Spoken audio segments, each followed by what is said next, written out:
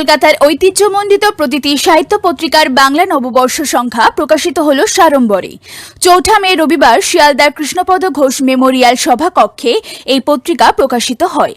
এই অনুষ্ঠানে সভাপতির আসন অলঙ্কৃত করেন সাহিত্যিক যুগল কিশোর সেন। বিশেষ অতিথি হিসেবে উপস্থিত ছিলেন বিশ্বনাথ ভট্টাচার্য ও ডাক্তার সমরেন্দ্রনাথ ঘোষ। স্বাগত ভাষণ দেন পত্রিকার সম্পাদক শীতল দাস। বহু কবি সাহিত্যিকের উপস্থিতিতে তুমুল করতালির মাধ্যমে প্রতিটি পত্রিকার বাংলা নববর্ষ সংখ্যা প্রকাশিত হল। এই অনুষ্ঠানে বেশ কয়েকজন বিশিষ্ট সাহিত্যিককে তাদের সাহিত্যকর্মের জন্য নানা ধরনের সম্মানে ভূষিত করা হয়। একই সঙ্গে কবি বিশ্বনাথ বোসের কবিতা সংকলন হিয়ার মাঝে ও বসন্ত চলে যায়, শিবশঙ্কর বক্সির অন্তমিল, কবি আশালতা মাইতির কাব্য সংকলন অন্য এক আমিতে এবং অসিত কুমার সাহার গল্প সংকলন এইসব দিন রাত্রি প্রকাশিত হয়।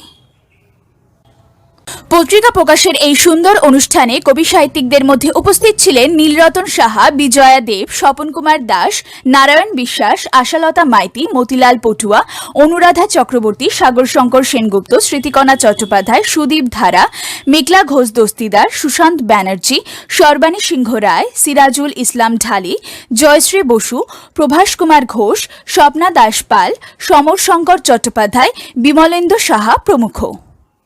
এদিন সমগ্র অনুষ্ঠান সঞ্চালনা করেন সাহিত্যিক শিবশঙ্কর বক্সি। সুদিন গোলদারের রিপোর্ট, নিউজ প্রতিধ্বনি, কলকাতা। আমরা প্রতিটি সাহিত্য পত্রিকার পঞ্চম বর্ষের প্রথম সংখ্যার আজকে প্রকাশ করলাম নববর্ষ সংখ্যা হিসাবে। এই অনুষ্ঠানে যারা উপস্থিত থেকেছেন তাদেরকে অভিনন্দন জানাই। আরও অভিনন্দন জানাই যারা কবিতা, গল্প, প্রবন্ধ দিয়ে আমাদের এই পত্রিকাকে সমৃদ্ধ করেছেন। আমরা চাই আগামী দিনেও তারা আমাদের সাথে থেকে এই পত্রিকাকে আরও এগিয়ে নিয়ে যাবেন। বিশিষ্ট ব্যক্তিদের মধ্যে বিশ্বনাথ ভট্টাচার্য, শিবশঙ্কর বক্সি, নীলরতন সাহা, আমাদের নারায়ণ বিশ্বাস, বিমলেন্দু সাহা এরা উপস্থিত ছিলেন। তার সঙ্গেও আরও চলে গেলেন, উপস্থিত ছিলেন বিশিষ্ট কবি বিজয়া দেব এবং আশালতা মাইতি। এরা বরাবরই আমাদের পত্রিকার সঙ্গে আসেন। আমরা জানি এরা বিশিষ্টজন, এরকম অনেক ব্যক্তিত্ব আছেন, সেই রকম ব্যক্তিত্ব আমাদের মধ্যে অনেকেই আছেন। বিশ্বনাথ বোস আছেন, ওনার 2টো বই প্রকাশ হয়েছে, সাহিত্য চর্চা করেন। এদেরকে আমি বিশিষ্ট বলেই মনে করি। নতুন প্রজন্ম সাহিত্যের জগতে আসছেন, তবে বিগত দিনের তুলনায় কম। তবে ইদানিং দেখা যাচ্ছে ছোট পত্রিকাগুলোতে আগের তুলনায় বেশি হারে নতুন কবিরা অংশগ্রহণ করছেন। সাহিত্য চুরি হওয়াটা আজকের নতুন কোনো বিষয় নয়, এটা বরাবরই হয়, কম বেশি হয়।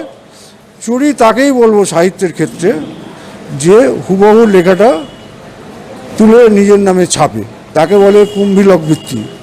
রবীন্দ্রনাথ বলেছেন সাহিত্যে চুরি করতে হয়, কিন্তু চুরি করে আত্মসাৎ করতে হয়, সেটা নিজের করে নিতে হয়, তাহলে আর চুরি বলে থাকে না।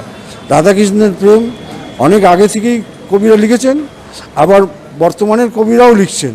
তারা যদি আত্মসাৎ করে নিজের ভঙ্গিমায়, নিজের উদ্ভাবনী শক্তিতে নিজের মতো করে লেখেন, তাহলে সেটা চুরি থাকবে না। তার মধ্যে নিজের সৃজনশীল ক্ষমতা যুক্ত হয়ে সেটা অনন্যভাবেই প্রকাশিত হবে। আমার নাম শীতল দাস, সম্পাদক প্রতিটি সাহিত্য পত্রিকা।